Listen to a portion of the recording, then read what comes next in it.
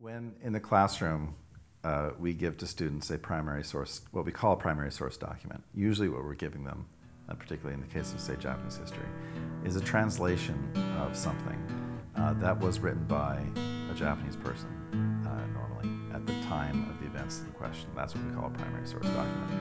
But if you stop and think about it, what we're really giving them is a replica and a translation. They're not seeing what the original document looked like. They're getting the content of the document as it was originally written, except in translation.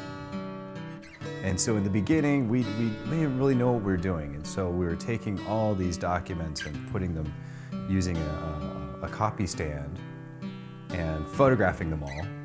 We had to really figure out, we had all these folks and we had all this stuff, and we had to figure out an efficient way of taking the paper, taking the physical, and making them digital, all the while maintaining some continuity between the document itself, this hard copy paper thing, and this digital something, and then a database that we created. And we say database in that it's a collection of information pertaining to each document.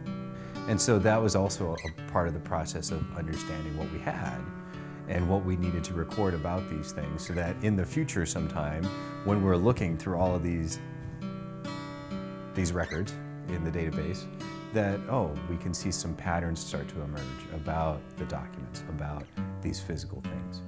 Anytime you get to work with these kinds of materials, it's really fascinating, because they started their purpose in life to be one thing, and they've made it so long beyond that purpose, outside of that purpose, that they have become this almost anomalous piece of paper.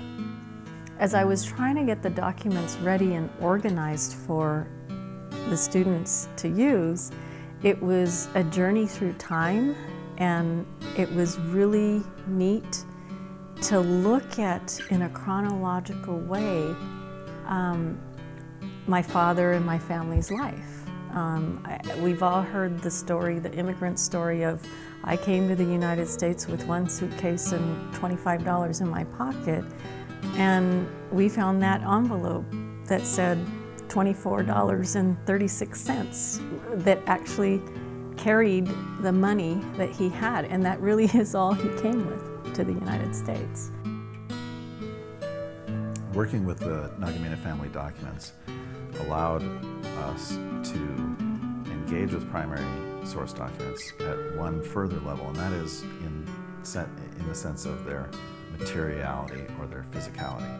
To be able to look at these documents, to touch the paper, what enabled us to think about other ways that we can draw meaning from the documents, other than strictly what is the linguistic content of these things.